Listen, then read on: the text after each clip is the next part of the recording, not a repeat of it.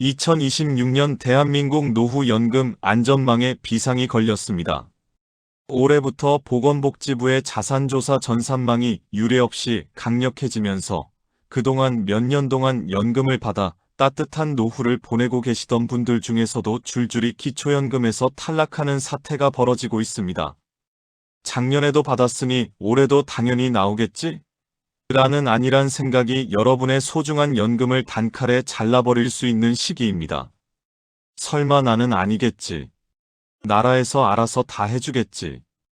이렇게 믿고 계신 분들, 2026년부터는 그 생각 버리셔야 합니다. 아무것도 안 하고 가만히 있는 사이 내 통장으로 들어와야 할 돈이 사라지고 있습니다. 실제로 1월부터 기초연금 지급 정지, 선정제외 통지서 받고 가슴 철렁 내려앉는 분들이 이미 나오고 있습니다. 더 억울한 건 자격이 없어서가 아니라 단지 정보가 없어서 몰라서 못 받는 겁니다. 내 친구는 나보다 재산도 많고 넓은 집에 사는데 연금 나왔다고 자랑을 합니다.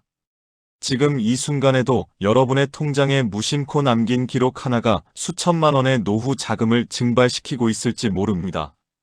실제로 올해 초 전국 주민센터에는 집도 절도 없는 나만 왜 탈락이냐며 울부짖는 어르신들이 속출하고 있습니다. 국가의 계산기는 여러분의 눈물에 관심이 없습니다. 오직 전산에 찍힌 이 숫자만으로 여러분을 부자로 오해하고 한 달에 30만 원, 10년에 4천만 원이 넘는 생존권을 가차없이 박탈하고 있습니다. 이 돈은 단순한 용돈이 아니라 누군가에게는 급한 병원비이고 누군가에게는 마지막 보루입니다. 도대체 무엇이 문제였을까요? 자녀 결혼할 때 전세 보증금을 잠시 맡아주셨습니까? 병원비 때문에 아껴둔 보험 하나 깼는데 그 돈이 통장에 찍혔나요? 아니면 자식 사업 도와준다고 명의만 잠깐 빌려준 통장에 큰 돈이 오갔습니까? 가족끼리 그럴 수도 있지라는 그 평범한 생각이 2026년 현재 국가 전산망에서는 부정수급이나 재산 은닉으로 둔갑하여 여러분의 연금을 위험하게 하고 있습니다. 하지만 절망하기엔 이릅니다. 규정이 냉혹해진 만큼 그 원리를 꿰뚫어보고 대비한다면 탈락의 위기에서 벗어날 길은 반드시 있습니다. 오늘 이 시간에는 2026년 보건복지부의 최신 지침을 바탕으로 여러분의 연금을 갉아먹는 치명적인 금융 실수들과 죽은 연금도 다시 살려내는 실전 전략을 낱낱이 파헤쳐 드리겠습니다. 이 정보를 아는 것과 모르는 것의 차이는 단순히 돈 몇 푼의 차이가 아니라 품격 있는 노후를 보내느냐 비참한 노후를 보내느냐를 결정짓는 갈림길이 될 것입니다. 10년 뒤에 내 모습을 바꿀 수 있는 기회는 바로 지금입니다. 그래서 이건 끝까지 보셔야 합니다. 중간에 끊으면 손해를 피할 수 없습니다. 본격적으로 이야기를 시작하겠습니다. 2026년 기초연금의 문턱을 넘기 위해 가장 먼저 이해해야 할 것은 선정기준액과 소득인정액이라는 두 가지 숫자의 대결입니다. 보건복지부는 매년 물가 상승률과 어르신들의 소득 수준을 반영하여 기초연금을 줄지 말지 결정하는 커트라인을 발표합니다. 2026년 현재 혼자 사시는 단독 가구라면 월 소득 인정액이 230만 원 이하여야 하고 부부 가구라면 368만 원 이하여야 기초연금 수급 대상자로 이름을 올릴 수 있습니다. 그런데 여기서 많은 어르신이 큰 혼란에 빠집니다. 나는 한 달에 100만 원도 못 버는데 왜 탈락이냐? 는 하소연이 나오는 이유가 바로 여기에 있습니다. 국가가 계산하는 소득은 여러분이 매달 손에 쥐는 현금만을 의미하지 않기 때문입니다. 정부의 계산기 안에서는 실제 소득의 재산을 소득으로 환산한 금액을 더한 가짜 숫자, 즉 소득인정액을 기준으로 삼습니다. 여기서 아주 흥미로운 대조 상황이 발생합니다. 2026년 보건복지부의 근로소득 공제 규정을 살펴보면 일에서 버는 돈에 대해서는 매우 관대한 처분을 내리고 있습니다. 현재 근로소득이 있는 어르신들은 기본적으로 115만 원을 무조건 공제받습니다. 여기서 끝이 아닙니다. 115만 원을 뺀 나머지 금액에서도 다시 30%를 추가로 깎아줍니다. 예를 들어보겠습니다. 매달 경비원이나 미화원으로 성실히 일하며 월급 300만 원을 받는 박 어르신이 계십니다. 300만 원은 선정 기준액인 230만 원을 훌쩍 넘지만 박 어르신은 기초연금을 받으실 가능성이 매우 높습니다.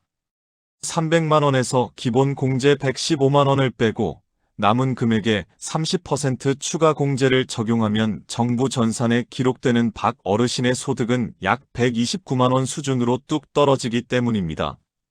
기준선인 230만 원보다 한참 아래에 위치하게 되는 셈이죠. 하지만 반대의 경우는 상황이 완전히 달라집니다.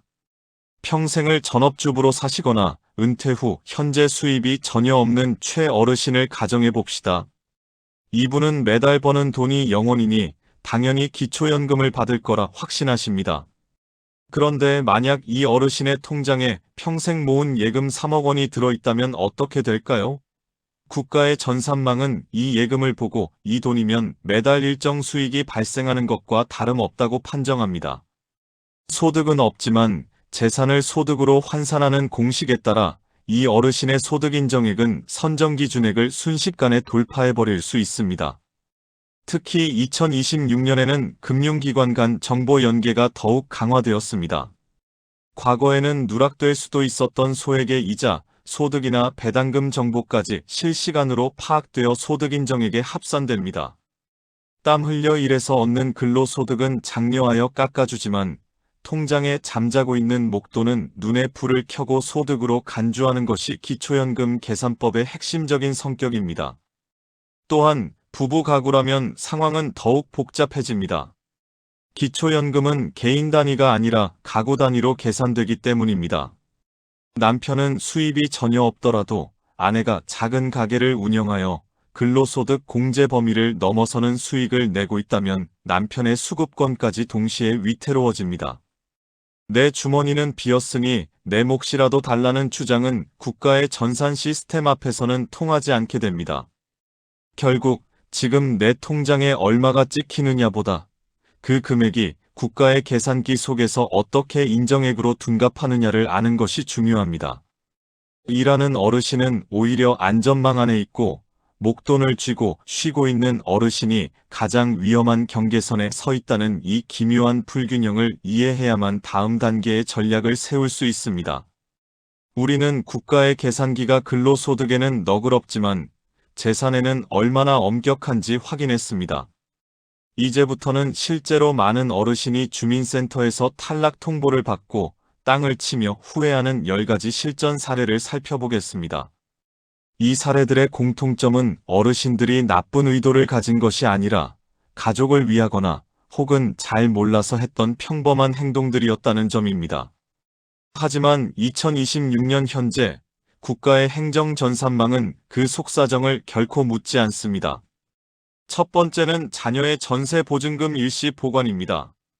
아들이 이사하는 과정에서 날짜가 맞지 않아 보증금 1억 원을 딱 일주일만 어머니 통장에 넣어두는 경우가 있습니다. 일주일 뒤에 돈은 다시 나갔지만 그 일주일 사이에 재산 조사가 이루어지면 국가 전산에는 어머니의 재산이 1억 원 늘어난 것으로 기록됩니다. 돈이 빠져나간 뒤에도 국가는 이를 자녀에게 증여한 것으로 간주하여 향후 수년간 그 돈이 여전히 어머니의 재산인 것처럼 계산해버립니다. 두 번째는 차명계좌의 유혹입니다. 내 이름으로 돈을 두면 연금에서 떨어질까봐 자녀명의 통장에 돈을 넣어두고 도장만 직접 관리하는 분들이 계십니다. 하지만 2026년의 금융실명제 감시 시스템은 매우 정교합니다. 부모의 돈이 자녀 계좌로 흘러간 정황이 포착되는 순간 그 돈은 다시 부모의 재산으로 합산될 뿐만 아니라 금융실명법 위반으로 과태료 폭탄까지 맞을 수 있습니다. 세 번째는 부동산 저가 양도입니다.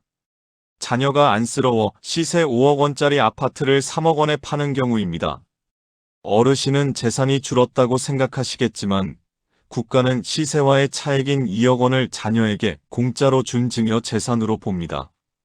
결국 집은 없는데 전산상으로는 2억 원을 가진 부자로 남아 연금에서 탈락하게 됩니다.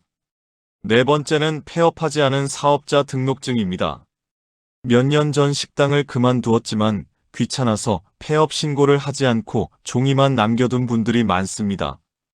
수입이 0원이라도 사업자 등록이 살아있으면 국세청은 소득을 추정하여 부과합니다. 서류상으로는 여전히 사장님이라 소득 인정액이 높게 잡히는 것입니다. 다섯 번째는 고가 자동차 보유입니다. 2026년 지침에 따르면 차량 가액이 4천만 원을 넘는 자동차는 일반 재산이 아니라 소득으로 간주됩니다. 4,500만 원짜리 차를 한 대 가지고 있다면 국가는 어르신이 매달 4,500만 원을 버는 고소득자로 판단합니다. 차 가격 100%가 그대로 월 소득으로 잡히기 때문입니다. 여섯 번째는 저축성 보험의 해약입니다. 수술비가 급해 20년 동안 부어온 보험을 깨서 3천만 원을 받는 순간 그 돈은 그달의 금융소득 및 재산으로 잡힙니다. 목돈이 생겼으니 형편이 좋아졌다고 판단하여 매달 나오던 기초연금이 즉시 정지될 수 있습니다. 일곱 번째는 자녀 통장의 대리관리입니다. 외국에 사는 자녀의 한국 계좌를 관리하며 생활비로 쓰시는 경우 국가는 해당 계좌의 잔액 전체를 부모의 재산으로 간주할 위험이 큽니다. 입출금의 주체가 부모라면 명의와 상관없이 부모 재산으로 보는 것이 2026년 조사 원칙입니다. 여덟 번째는 누락된 임대소득입니다.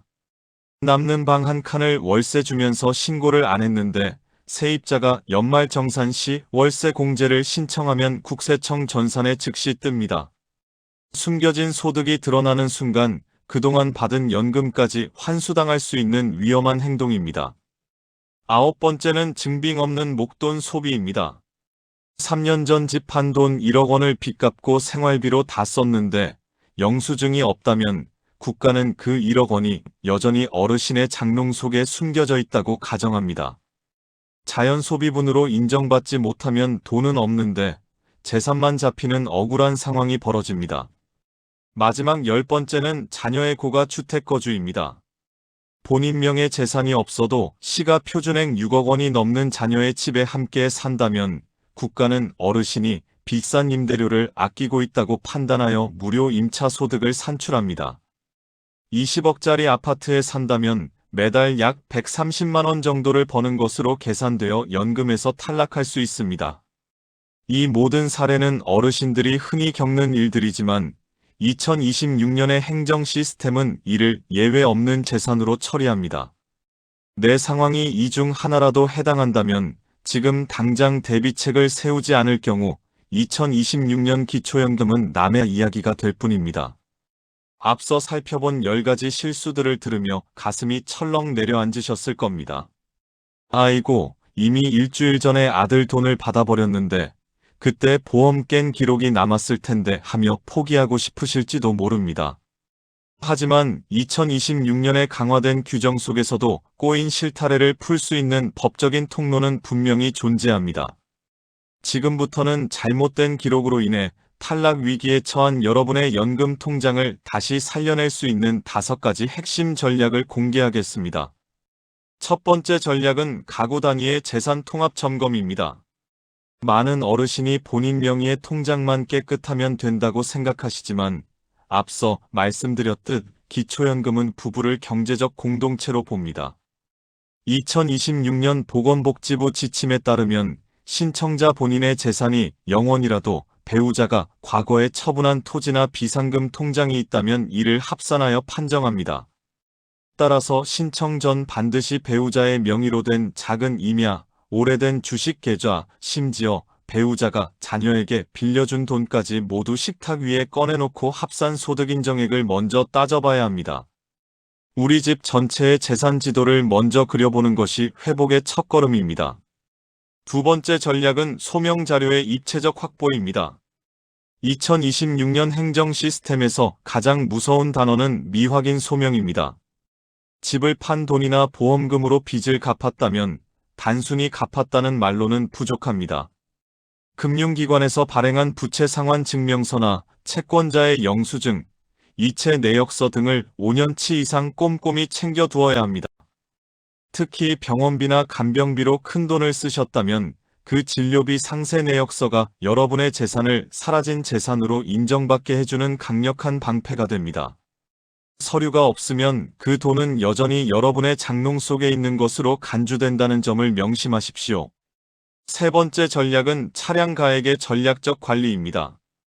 2026년 기준으로 차량 가격이 4천만 원을 넘기면 일반 재산이 아닌 소득 100%로 환산되어 탈락 확률이 99%에 수렴합니다. 이때는 과감한 결단이 필요합니다. 해당 차량을 처분하거나 차량 가액이 낮은 중고차로 교체하여 재산 항목으로 재분류되도록 유도해야 합니다. 만약 생업용 차량이거나 장애인용 차량이라면 감면 혜택이 있는지 지침을 다시 확인하여 일반 재산으로 전환하는 행정적 조치를 취해야 합니다. 네 번째 전략은 행정기록의 즉각적인 현행화입니다. 장사를 접었지만 서류상 살아있는 사업자 등록증, 이미 폐차했지만 말소 등록이 꼬여있는 자동차 등은 여러분을 서류상 부자로 만드는 주범입니다. 2026년 전산망은 실제 수입 여부보다 등록 여부를 우선시합니다. 지금 당장 세무서를 방문해 폐업 신고를 완료하고 그 사실 증명원을 확보하십시오. 종이 한 장을 없애는 순간 여러분의 가짜 소득 수십만 원이 전산에서 사라지는 마법이 일어납니다. 마지막 다섯 번째 전략은 금융자산의 목적별 분산과 명예 정리입니다. 자녀의 돈이나 공금이 섞여 있는 통장이 있다면 2026년 정기재산조사 시점 이전에 명확히 분리해야 합니다. 자녀의 돈은 자녀 계좌로 돌려보내고 본인의 노후 자금은 생활비, 병원비 등 용도별로 통장을 쪼개어 관리하십시오. 이는 단순히 돈을 나누는 것이 아니라 조사가 나왔을 때 이 돈들이 투기나 은닉 목적이 아닌 실제 생존을 위한 흐름임을 증명하기 위함입니다. 어설픈 차명 관리는 독이 되지만 투명한 목적별 분산은 여러분의 무고함을 증명하는 수단이 됩니다. 이 5가지 전략의 핵심은 국가가 나를 오해하지 않도록 미리 서류와 환경을 정비하는 것입니다. 2026년의 공무원은 여러분의 사정을 들어줄 시간이 없습니다. 오직 여러분이 제출한 서류와 정비된 전산 기록만이 여러분의 연금을 지켜줄 수 있습니다. 자, 여기까지 2026년 기초연금을 지키기 위한 5가지 실전 전략까지 모두 살펴보았습니다. 듣다 보니 어떠신가요? 아, 저건 내가 바로 해볼 수 있겠구나 싶은 것도 있고, 여전히 내 재산 상황이 너무 복잡해서 혼자서는 엄두가 안 난다며 한숨이 나오는 분들도 계실 겁니다. 하지만 여기서 멈추시면 안 됩니다. 전략을 아는 것보다 더 중요한 것은 그 전략을 내 현실에 어떻게 적용해 내 돈으로 만드느냐 하는 최종 실행의 문제이기 때문입니다. 이제 마지막으로 여러분이 오늘 영상을 끄자마자 가장 먼저 실천해야 할 핵심 요령과 함께 만약의 경우 기초연금을 받지 못하게 되더라도 여러분의 노후 자금을 든든하게 채워줄 제2의 보너스 혜택들까지 싹 정리해 드리겠습니다. 끝까지 집중해 주세요. 권리 위에 잠자는 자는 보호받지 못합니다. 지금 당장 연금의 문을 두드리십시오. 지금까지 2026년 기초연금의 냉혹한 현실과 그 대응책을 살펴봤습니다. 여기서 한 가지 더 실전에서 바로 활용할 수 있는 팁을 드리겠습니다. 똑같은 1억 원을 가지고 있어도 이를 어떻게 관리하느냐에 따라 연금을 받느냐 못 받느냐가 결정됩니다. 단순히 저축예금에 목돈을 묶어두는 것은 국가에게 나 재산 많으니 연금 안 줘도 된다고 말하는 것과 같습니다. 만약 이 돈이 전세 보증금에 묶여 있다면 일부를 월세로 전환하여 재산 항목의 총액을 낮추는 방식도 고민해 보셔야 합니다. 보증금이 줄어들면 재산 환산액이 급감하여 탈락 위기에서 수급권자로 신분이 바뀔 수 있기 때문입니다. 오늘 말씀드린 내용 중 가장 핵심은 이것입니다. 내 생각으로 판단하지 말고 일단 신청서부터 내십시오. 많은 분이 나는 집이 있어서 안 될 거야. 작년에 떨어졌는데 올해라고 되겠어? 라며 지레짐작으로 포기하십니다. 하지만 2026년은 선정 기준액이 예년보다 상향 조정되었고 감액 규정 또한 매달 조금씩 변화하고 있습니다. 작년엔 1만 원 차이로 아깝게 떨어졌더라도 올해는 기준선 안으로 들어올 가능성이 매우 높습니다. 공무원이 먼저 전화를 걸어 올해는 받으실 수 있으니 오세요라고 친절하게 알려주지 않습니다. 국가의 돈은 스스로 문을 두드리는 사람에게만 열립니다. 만약 모든 방법을 동원했음에도 재산 기준이 조금 넘어 기초연금을 못 받게 되셨다면 실망하지 마십시오. 2026년 정부는 기초연금 탈락 어르신들을 위해 주택연금 가입 기준을 공시가격 12억 원까지 대폭 완화했습니다. 집 한 채만 있다면 국가가 평생 월급을 지급하는 주택연금을 통해 기초연금 이상의 생활비를 확보할 수 있습니다. 또한 올해는 노인 일자리 사업이 역대 최대 규모인 100만 개 이상으로 확대되었습니다. 하루 3시간 남짓 가벼운 활동만으로도 기초연금 수령액과 맞먹는 수입을 당당하게 얻으실 수 있습니다. 어르신들, 기초연금은 국가가 베푸는 시혜가 아닙니다. 지금의 대한민국을 일궈낸 여러분의 헌신에 대한 당연한 보상이자 권리입니다. 내가 무슨 욕심을 부려라며 뒤로 물러나지 마십시오. 정보가 없어서 혹은 절차가 복잡해서 여러분의 정당한 권리를 포기하는 것만큼 안타까운 일은 없습니다. 지금 당장 달력을 펴고 동그라미를 치십시오. 그리고 내일 오전 신분증을 챙겨 가까운 주민센터나 국민연금공단 지사로 가십시오. 가서 당당하게 물어보십시오. 내가 받을 수 있는 권리가 무엇인지 알려달라고 말입니다. 그 작은 발걸음이 여러분의 남은 20년, 30년 노후를 더욱 따뜻하고 풍요롭게 만들 것입니다. 지금 이 영상이 도움이 되고 계신다면 지금 바로 구독과 좋아요 버튼 눌러주세요. 그리고 어떤 분야에 관심이 있으신지 댓글로 남겨주시면 다음 영상 제작에 참고하여 궁금증을 해소해 드리겠습니다. 주변에 1960년대생 가족이나 친구분이 계시다면 이 영상을 꼭 공유해 주세요.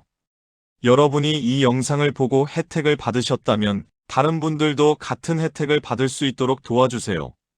공유 버튼 한번 누르는 것만으로 누군가의 노후가 달라질 수 있습니다. 구독과 좋아요도 꼭 눌러주세요. 구독을 해두시면 앞으로 새로운 정보가 나올 때마다 바로 알려드립니다. 2026년에도 제도가 계속 바뀝니다. 새로운 소식을 놓치지 마세요. 슬기롭게는 여러분의 노후가 행복하기를 진심으로 응원합니다.